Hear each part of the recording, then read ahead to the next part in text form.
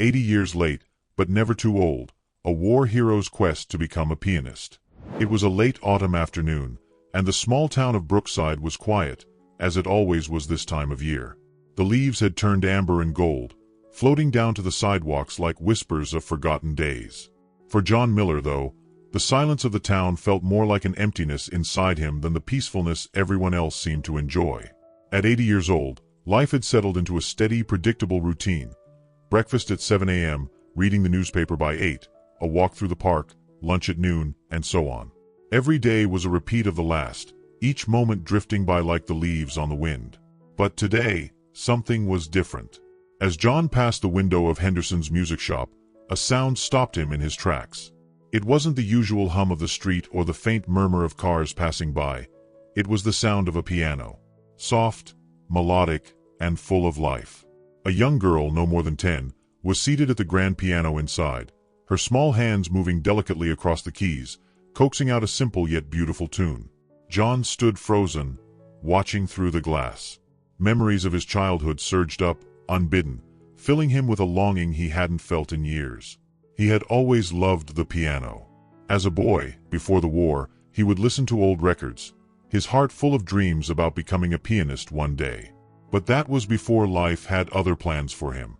The war came, and his dream was shelved, replaced by duty, responsibility, and the harsh reality of surviving one battle after another. But standing there now, listening to that young girl play, something inside him stirred. For the first time in decades, John felt a spark of excitement, a sense of possibility. Could he really learn to play the piano at his age? His heart raced as the thought took root in his mind. It was absurd, of course. Who starts learning something like that at 80? But the idea wouldn't let go. He turned away from the window, trying to push the notion aside, but his feet hesitated, refusing to walk on. Maybe, he muttered under his breath, feeling the weight of his years but also, for the first time in a long time, the weight of a dream. That evening, as John sat alone in his living room, the silence around him felt different. Usually, he enjoyed the quiet, the predictable comfort of his routine. But now, after hearing that piano, the silence felt hollow. His mind was consumed with the thought of learning to play, though it seemed impossible. Could he really start now, at 80? He picked up the phone and called Linda, his daughter. Linda was his only child, a successful businesswoman who lived in the city. They didn't talk as often as they used to. Life had pulled them in different directions, but tonight, he needed her voice. "Hey, Dad," she answered cheerfully. "How are you?" "I'm good, Linda. Just thinking about something," John said, trying to sound casual. "Listen, I was wondering, do you think it's too late for me to pick up a new hobby?" "A new hobby?" Linda chuckled. "Dad, you're 80. What kind of hobby are you thinking about?" John hesitated. "I've been thinking about learning to play the piano." There was a pause on the other end of the line. "The piano?" Linda's tone was surprised, but not dismissive. "I didn't even know you were interested in music." "I always was. When I was a boy, I used to dream about it," John said, his voice softer now, almost wistful. "But then, life happened." "Yeah, I get that," Linda said thoughtfully. "Well, I don't think it's too late, Dad. You're never too old to follow a dream. If it makes you happy, why not give it a shot?" Her words gave him the boost of confidence he needed. "You think so?" "I do," Linda said firmly. "Besides, what's the worst that could happen? If you enjoy it, that's what matters." "Go for it, Dad." John smiled, a feeling of warmth spreading through him. Maybe it wasn't such a crazy idea after all. The next morning, John woke up with a sense of purpose he hadn't felt in years. He walked down to Henderson's music shop, his heart racing as he pushed open the door. The little bell above the entrance jingled, and the shopkeeper, Ellen Henderson, looked up with a warm smile. "Well, if it isn't Mr. Miller. What brings you in today?" she asked, her voice bright with curiosity. John glanced around the store, feeling slightly out of place among the rows of gleaming instruments. "I was wondering if you give piano lessons," he said, trying to keep his voice steady. Ellen's eyes lit up. "We sure do. Are you looking for lessons for your grandkids, or?" John cleared his throat. Actually, for me. For a moment, Ellen looked surprised, but she quickly recovered, her smile widening. For you. That's wonderful. It's never too late to start learning. John felt a wave of relief. He hadn't been sure how she'd react, but her enthusiasm put him at ease. We have a wonderful teacher, Mrs. Kelly.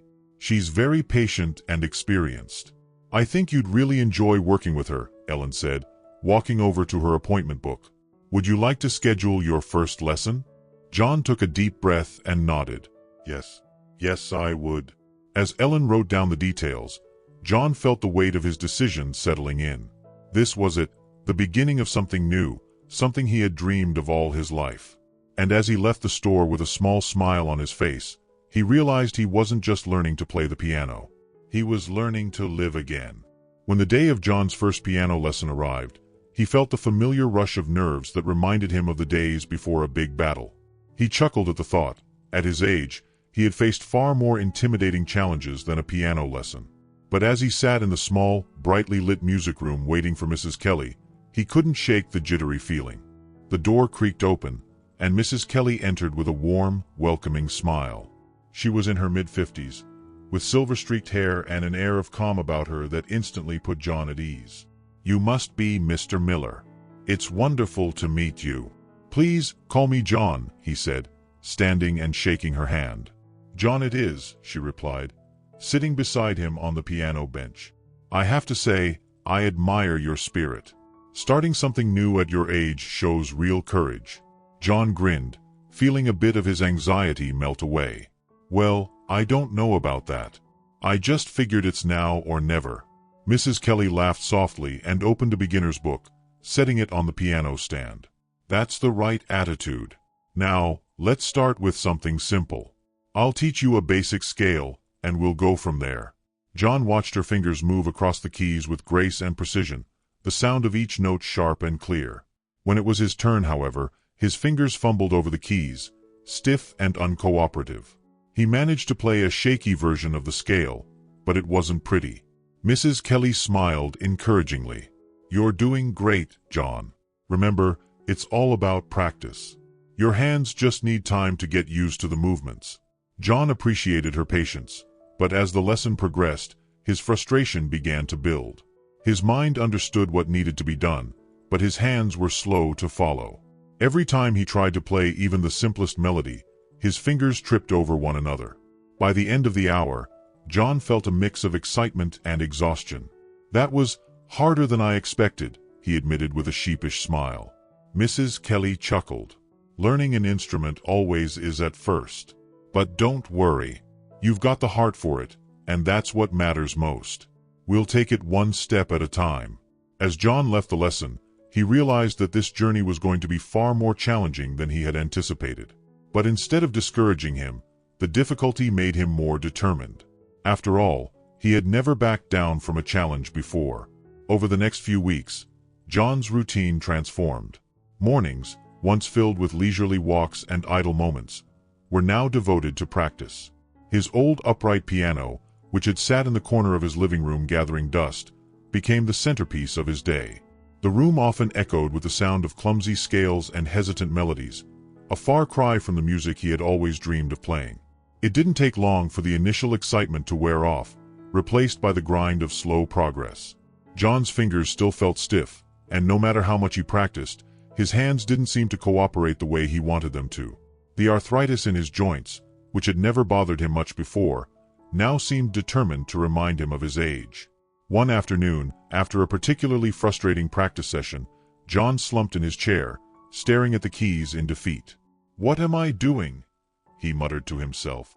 This was a fool's idea. But even as the thought crossed his mind, he couldn't bring himself to quit. There was a stubbornness in him, a voice that refused to let go of the dream he had carried all these years. Giving up now would feel like giving up on a piece of himself. Later that evening, John called Linda, hoping for some encouragement. She answered, her voice as chipper as ever. "Hey, Dad. How's the piano going?" John sighed. "It's hard, Linda. Harder than I thought it would be." "I'm not surprised," she said with a sympathetic laugh. But you're doing something incredible. Don't forget that. Most people wouldn't even try. John smiled despite himself. Maybe. But it feels like I'm not getting anywhere. Dad, you've always told me to stick with things, even when they're tough. Remember when I wanted to quit my job a few years ago? You were the one who convinced me to keep going. John chuckled, remembering the conversation. Yeah, I guess I did say that. Well, take your own advice. You've already come this far. John hung up the phone feeling a bit lighter. Linda was right. He had always believed in perseverance. He wasn't about to stop now, not after he'd already taken the first steps. The next day, John walked into Mrs. Kelly's music studio for his lesson.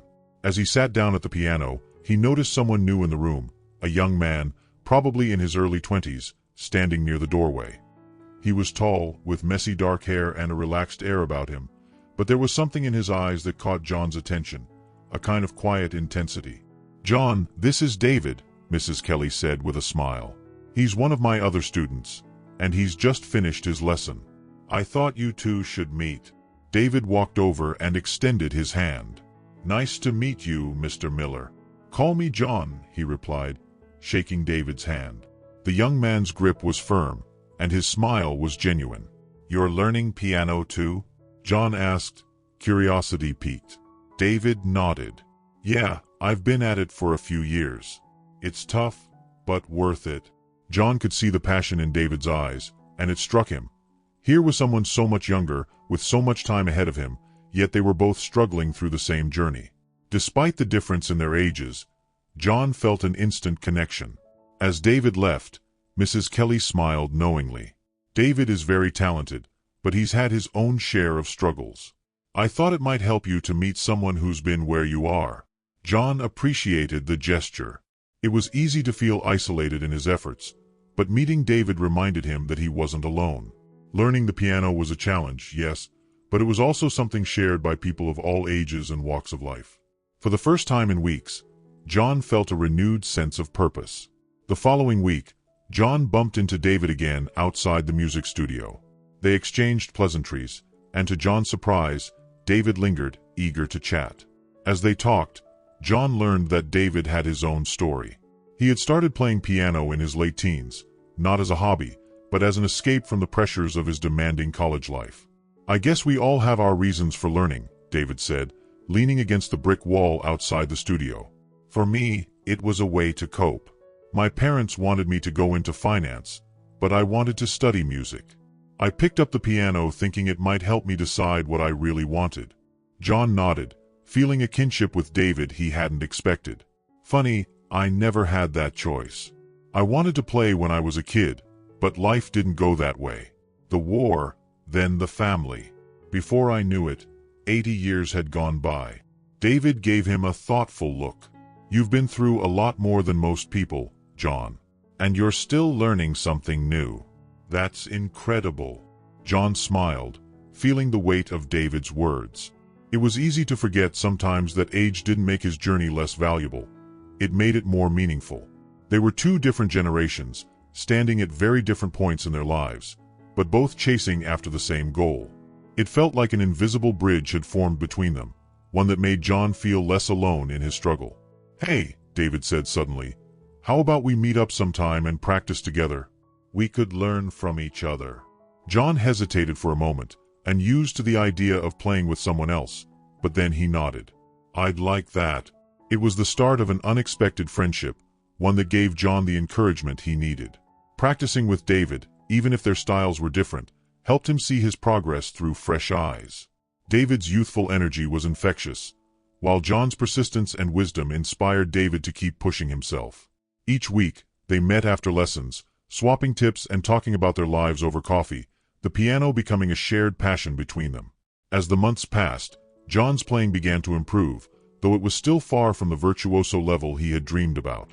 He could now play simple songs without too many mistakes, and even though his arthritis occasionally flared up, he had learned to work around it. Mrs. Kelly noticed the progress, offering him more challenging pieces to tackle. One day, she set a new piece of music in front of him, Beethoven's Moonlight Sonata. This might be a bit ambitious, Mrs. Kelly said with a small smile, but I think you're ready for it." John stared at the sheet music, his heart racing. The piece was beautiful, hauntingly so, but it was far beyond anything he had attempted.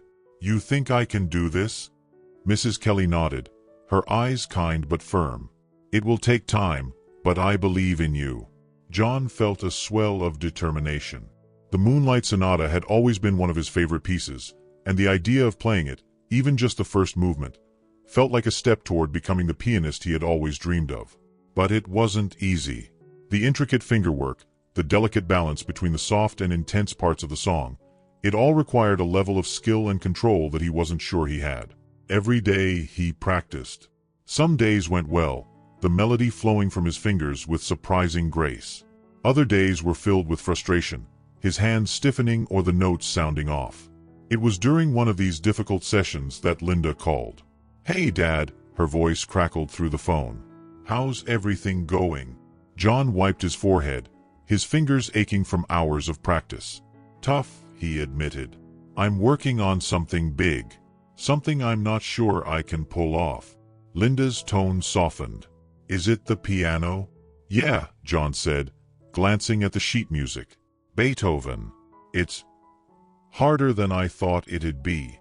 There was a pause on the other end of the line. Then Linda spoke, her voice full of warmth. "Dad, if anyone can do this, it's you. You've never given up on anything in your life. Why would you start now?" John smiled at her words, the encouragement seeping into him like a balm. "Thanks, sweetheart. I needed to hear that." After hanging up, John returned to the piano with renewed vigor. The melody of the Moonlight Sonata, so elusive at first, began to come together under his fingers, little by little. The progress was slow, but it was progress, and with every note, John felt closer to achieving the dream he had carried for so long. One morning, as John practiced the sonata in his living room, there was a knock at the door. It was David, with a sheepish grin on his face. "I was in the neighborhood and thought I'd stop by," David said, holding up a bag of pastries. "And, see how the sonata's going." John laughed and invited him in. As they sat down to eat, David glanced at the piano. "So, how's it coming along?" John shrugged, a mix of pride and frustration in his voice. "It's getting there. Slowly." David nodded, understanding. "Mind if I hear it?" John hesitated, feeling nervous about playing in front of someone else, especially David, who had a natural talent for music. But then he thought of all the progress he had made, how far he had come since the day he first sat at the piano, unsure of whether he could even learn to play a single scale. "All right," John said, sitting down at the piano. He took a deep breath and began to play. The first few notes were hesitant, but as the melody unfolded, something clicked. John's fingers moved more smoothly than they had in days, the music flowing with a depth of emotion that surprised even him. By the time he reached the final note, the room was silent. David sat back, a look of awe on his face. "John, that was incredible." John blinked, feeling a warmth spread through his chest. "It wasn't perfect." "No, but it was real. That's what matters." John smiled, realizing that David was right. The music didn't have to be perfect to be meaningful. In that moment, John understood something deeper about his journey. The value wasn't in the perfection of his performance, but in the heart he put into it. It was a lesson he had carried through life but had only now fully grasped. Perseverance wasn't about flawless execution, but about staying true to what you loved, no matter the obstacles. For the first time in a long time, John felt a deep sense of peace. A few weeks later, John was preparing for his weekly piano lesson when he received a call from Mrs. Kelly. She sounded concerned. "John, I'm afraid I'll have to cancel today's lesson," she said apologetically. "My son is in town, and I need to take care of some family matters. I hope you understand." John reassured her that it was no problem, though he couldn't hide the slight disappointment in his voice. He had been looking forward to sharing his progress on the sonata. Still, life happens, and he understood that better than most. With his afternoon suddenly free, John decided to practice on his own. Later that day, after hours of working on the sonata, John felt drained. His hands ached more than usual, and he knew he needed a break. He sat back, staring at the piano with frustration, wondering if his body would hold out long enough for him to truly master the piece. In that moment, there was another knock at his door. It was Charlie, an old war buddy who had recently moved into a nearby retirement home. Charlie, who had once been as strong and unstoppable as a tank, now walked with a cane and moved at a slow, deliberate pace. "Hey, John," Charlie greeted him with a crooked smile. "I heard you've been making music these days." John chuckled, waving him inside. "Something like that." Charlie settled into a chair, looking around the room with curiosity. His eyes landed on the piano. "You mind playing something for me? I could use a little music in my life these days." John hesitated, his heart sinking. He wasn't sure if he was ready to perform for anyone outside of David or Mrs. Kelly. Playing for Charlie, someone who had shared his past, felt different. He worried that his mistakes would be too obvious, that his playing wouldn't measure up to the weight of their shared history. But then again, what did he have to lose? "All right," John said finally, sitting back down at the piano.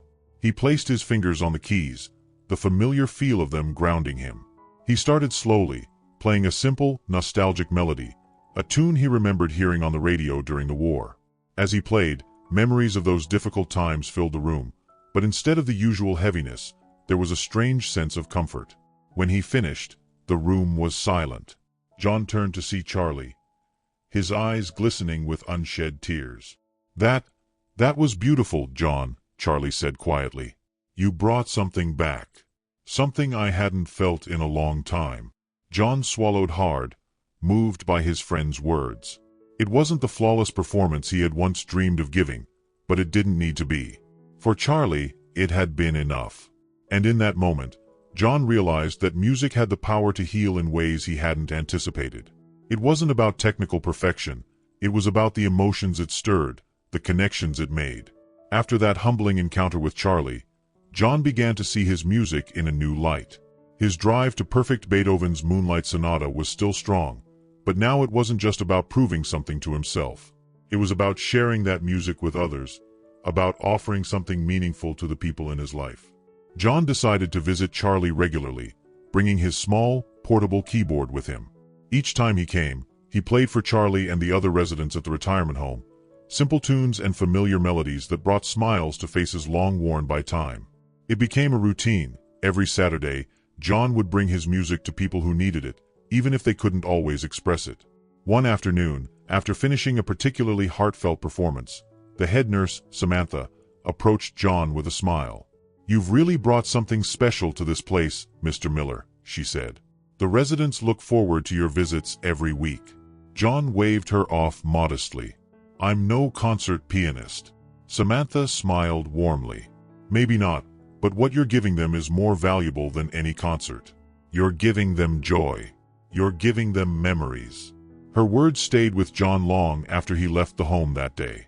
It was easy to forget, in the grind of daily practice, that music wasn't just a personal pursuit, it was a gift he could give.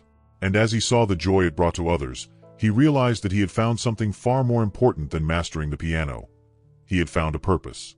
Several months later, after a year of hard work and countless hours at the piano, John received an unexpected phone call. It was from the local community center, inviting him to perform at their annual talent show. It wasn't a grand stage, just a small gathering of townspeople, but the idea of performing in front of a live audience stirred something in John. "I'm not sure I'm ready for that," he told the coordinator. "I've only been playing for a little over a year." The woman on the phone chuckled. "We've heard about your performances at the retirement home. You're exactly the kind of performer we're looking for. It's not about being perfect, it's about sharing something meaningful. Please think about it." John hung up the phone, staring at the piano in his living room. The thought of performing in front of a crowd, no matter how small, sent a rush of nerves through him. But then he remembered all those moments with Charlie, the smiles on the residents' faces, and David's encouragement. Maybe this was the next step. Maybe this was the way to truly embrace his dream. That night, he called David. "They want me to perform at the talent show," John said, his voice filled with uncertainty. "That's amazing," David responded, excitement evident in his voice. "You should absolutely do it." "I don't know if I'm ready," John admitted. "John, you're more than ready. You've been playing with heart from day one. That's all that matters." John smiled, feeling the weight of David's words sink in. Maybe he was ready, not because his playing was perfect, but because he had something to share. Something that went beyond the notes on a page. "All right," John said after a pause. "I'll do it." And with that decision, John's next chapter began. One that would test not only his abilities but his belief in himself and the power of his music. The days leading up to the talent show were filled with a mix of excitement and anxiety for John. He practiced the Moonlight Sonata relentlessly, going over every passage, every note, with a fine-tooth comb. The weight of the upcoming performance pressed heavily on him, and as much as he wanted to focus on the joy of sharing his music, doubts kept creeping in. Would he be able to pull it off? What if his fingers faltered in front of the crowd? What if his performance wasn't good enough? David, as usual, was a constant source of support. They met regularly, playing through their respective pieces and offering each other encouragement. One afternoon, as they finished a particularly intense practice session, David leaned back in his chair, looking at John with a thoughtful expression. "You know, John, you don't have to play Beethoven at the show," David said. "I mean, don't get me wrong, you've worked hard, and it's beautiful. But you should play what feels right to you." John frowned slightly. "What do you mean?"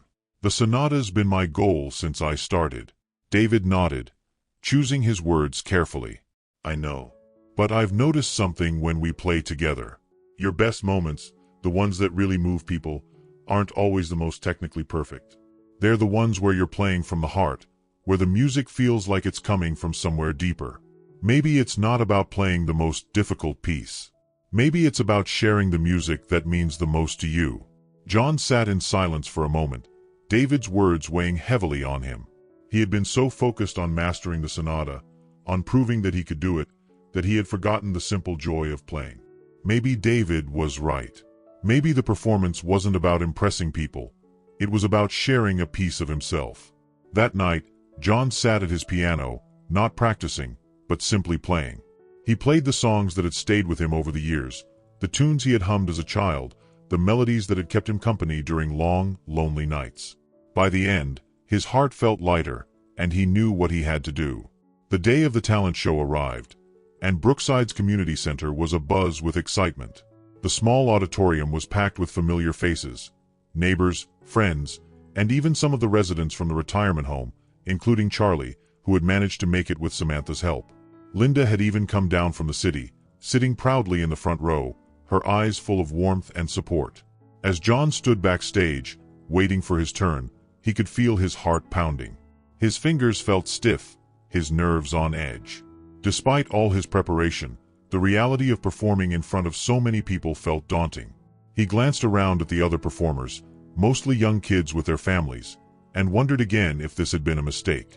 But then he remembered the conversations with David, the smiles on the faces of the people he played for at the retirement home, and the simple joy of music that had carried him through the past year.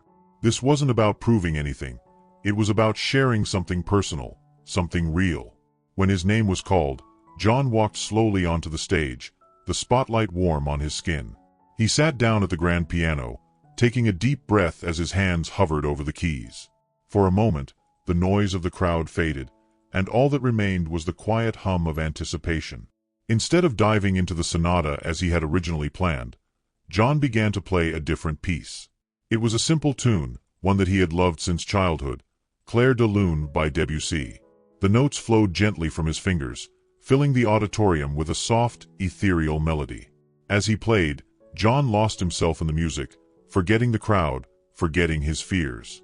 It was just him and the piano, just the music and the memories it carried.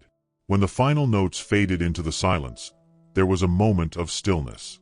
Then, the applause erupted, loud, warm, and full of appreciation. John looked up, his eyes meeting Linda's in the front row. She was clapping, tears shining in her eyes. Charlie was smiling, and even David, who had been cheering from the back, gave him a thumbs up. John stood, feeling a sense of peace he hadn't expected. The performance hadn't been perfect, but it had been real. And in that moment, that was all that mattered. After the show, the crowd buzzed with energy as people came up to congratulate John. David found him first, a wide grin on his face. "You nailed it, John," he said, clapping him on the back. "That was incredible." John smiled, feeling a wave of relief wash over him. "Thanks, David. You were right. It wasn't about playing something difficult. It was about playing something that mattered." David nodded, a look of satisfaction on his face. "I knew you'd figure it out." Soon after, Linda joined them, her eyes still shining with pride. "Dad, I don't know what to say." "That was beautiful." John chuckled softly. "I guess I still have a few surprises left." As the crowd began to disperse, John sat down on a nearby bench, feeling the weight of the evening lift from his shoulders. It had been a long journey, longer than he had ever imagined, but sitting there, surrounded by the people who had supported him, he felt a deep sense of contentment. He had done what he had set out to do, not just in learning the piano, but in rediscovering something within himself. For the first time in a long while, he wasn't chasing a dream. He was living it. Later that night, after everyone had gone, John returned to his quiet house. He sat down at his piano, his hands resting on the keys, but this time he didn't feel the need to play. He simply sat there, letting the silence fill the room, reflecting on all that had happened. As he looked back on the past year, he realized that the journey had been about more than just learning the piano. It had been about reclaiming a piece of himself that he had thought was lost. It was about friendship, about finding purpose in unexpected places, and about the simple joy of doing something you love, no matter how late in life you start. In that quiet moment, John understood a truth that had taken him a lifetime to realize. It wasn't about being the best. It wasn't about perfection or accolades. It was about the connections you made, the joy you brought to others, and the fulfillment you found in pursuing what mattered to you. And with that thought, John smiled. He had found what truly mattered. The days after the talent show passed in a pleasant blur for John. People from all over town had heard about his performance and congratulated him whenever they saw him at the grocery store or walking through the park. John had never sought attention, but the warm reception made him feel appreciated in a way he hadn't expected. David visited him more frequently, and their friendship deepened as they continued practicing together. Sometimes they played side by side on the piano, trading pieces and offering each other feedback. John could tell that David was progressing too, his confidence growing with every practice session. One evening, after a particularly relaxed session, David turned to John and said, "You know, you've inspired me more than you realize." John raised an eyebrow, slightly taken aback. "Me? I'm the one who's barely getting by on these pieces." David shook his head. "It's not about playing the hardest pieces or being the best. You've shown me that music is about passion, about never giving up on something that matters. I had almost given up on pursuing a career in music, but watching you has made me realize that it's worth fighting for." John was silent for a moment, touched by David's words. "I didn't realize I had that kind of impact," he said softly. "But I'm glad I could help." "You did more than help," David replied. "You reminded me why I started playing in the first place." It was moments like this, John realized, that made the whole journey worthwhile. He had set out to learn the piano for himself, but along the way, he had found something far more valuable. He had touched the lives of others. One afternoon, as John was playing a slow, reflective piece on the piano, his phone rang. It was an unfamiliar number, and for a moment, he debated whether to answer. After a second ring, he picked it up. "Hello, John." "It's Mark," the voice said. John's heart skipped a beat. Mark was another old war buddy, someone he hadn't heard from in years. They had lost touch after Mark moved across the country, but hearing his voice now, John felt a rush of old memories flood back.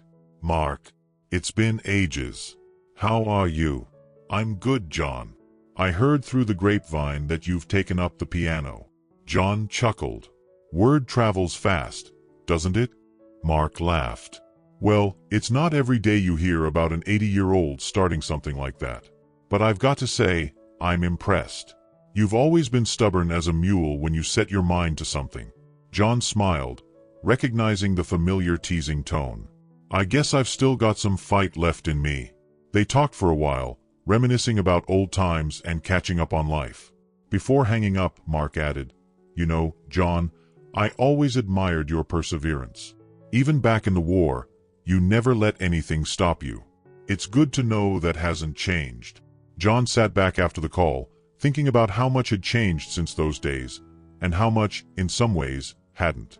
He was still the same person who refused to give up, even when the odds seemed stacked against him. But now, he wasn't fighting battles of survival. He was fighting for something that brought him peace. One evening, a few weeks after the talent show, David came over with a proposition. "John, I've been thinking. The community center is hosting another event in a couple of months, and I was wondering if you'd like to perform with me," David said, his voice full of excitement. John looked at him in surprise. "Perform? Together?" David nodded. "Yeah. We could do a duet or something. It doesn't have to be anything fancy, just something that showcases what we've been working on." John hesitated. Performing at the talent show had been one thing, but doing a duet felt like a different kind of challenge. Still, the idea intrigued him. It wasn't often that people of such different ages and backgrounds came together for something like this. "What would we play?" John asked cautiously. David smiled, already prepared. "I've been working on an arrangement of a piece we both know, Beethoven's Für Elise. It's got some simple parts for you, and I can take on the more complex sections." John thought about it for a moment. Für Elise was a piece he had practiced before, though he wasn't yet confident in his ability to perform it flawlessly. But with David's support, maybe it could work. The idea of sharing the stage with his friend felt less daunting than going it alone, and it would be another opportunity to show how far they had both come. "All right," John said finally, a smile tugging at his lips. "Let's do it." As the weeks passed, John and David practiced their duet relentlessly, each session bringing them closer to perfecting the piece. They worked through every mistake, every stumble, until the music began to flow naturally between them. For John, this experience was something entirely new. He had always thought of music as a solitary pursuit, but now, playing with David, he realized the beauty of collaboration. Music wasn't just about the individual. It was about the connections it fostered, the way it brought people together across generations and life experiences. The day of the community event arrived faster than John had expected. The small auditorium was once again filled with familiar faces, including Charlie, Linda, and many of the residents from the retirement home who had come to support him. There was an air of excitement and anticipation in the room, but John felt more at ease this time, knowing he wasn't going up there alone. As he and David sat side by side at the piano, they exchanged a quick glance, a silent agreement that whatever happened next, they were in it together. David started the opening notes of Für Elise, his fingers moving gracefully over the keys, and soon John joined in, his simpler part weaving seamlessly with David's more intricate playing. The music filled the room, soft and delicate at first, before growing in intensity. John's hands, though still stiff at times, moved with more confidence than ever before. He wasn't just playing notes. He was part of something bigger, something shared.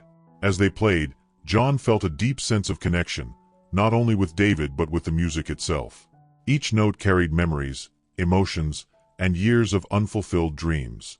But now, in this moment, it wasn't about what he hadn't accomplished. It was about what he was doing right now. He was making music, not for perfection, but for the sheer joy of it. When the final notes of Für Elise faded into the air, the room erupted into applause. John and David stood together, bowing as the crowd cheered. John looked out and saw Linda, beaming with pride, and Charlie clapping along, his eyes glistening with emotion. The sense of accomplishment was overwhelming, but more than that, it was the shared experience that made it so special. For the first time in a long while, John felt truly alive. Later that evening, after the event, John sat on his porch, watching the sun dip below the horizon. David had gone home, and the crowd had dispersed, but John still felt the warmth of the day lingering in his chest. As he sipped a cup of tea, he reflected on the journey he had taken over the past year. It had started with a simple dream, a childhood wish to learn the piano. But it had turned into something much more than that. Along the way, he had rediscovered parts of himself he thought were lost. He had built new friendships, reconnected with old ones, and found a purpose that extended beyond his own desires. John realized now that the journey hadn't been about becoming a virtuoso, as he had once believed. It wasn't about mastering Beethoven or playing the hardest pieces. It was about the process, the perseverance, and the people who had supported him along the way. Music had become more than just a skill to learn. It had become a way of connecting, of sharing, of giving back. As the stars began to appear in the darkening sky, John felt a deep sense of peace settle over him. He had chased a dream, and while the destination wasn't exactly what he had imagined, the journey had been far more rewarding than he ever could have expected. In the quiet of the evening, with only the sounds of the wind rustling through the trees and the distant hum of the town around him, John allowed himself a final moment of reflection. He had learned many lessons throughout his life, but this past year had taught him perhaps the most important one of all. It was never too late to pursue what truly mattered. He had spent years thinking that time had passed him by, that the opportunity to follow his dream had slipped through his fingers long ago. But sitting there now, at 81 years old, John realized that life was not about the timing of things. It was about the effort, the passion, and the willingness to keep moving forward, no matter how old you were or how difficult the journey seemed. He had learned that success wasn't about being the best at something. It was about finding fulfillment in the act of trying, of reaching for something that brought you joy. It was about the relationships that formed along the way, the friendships that grew stronger, and the lives that were touched by even the simplest of actions. As he thought about Charlie, David, Linda, and all the others who had become part of his life through this journey, John felt a sense of gratitude wash over him. He wasn't just a man chasing a childhood dream anymore. He was someone who had found a deeper purpose, a sense of belonging and connection that went beyond any individual accomplishment. With a soft smile, John stood up and walked back inside. His piano waited for him in the corner, but tonight, he didn't feel the need to play. He had already played the most important piece of his life, the music of perseverance, friendship, and love. And in the end, that was what truly mattered. John had finally come to understand that life wasn't about what you achieved in terms of accolades or skill. It was about the experiences, the connections, and the joy you found in the journey itself. And as he moved forward, he carried with him the wisdom of a life well lived, knowing that the true measure of success was in the happiness and peace he had found along the way. Thank you for watching today's video. If you found this video interesting, please like and subscribe to the channel to support us. Additionally, if you have any topics you would like us to cover, feel free to leave a comment in the comment section below the video. We look forward to hearing your thoughts. See you in the next videos.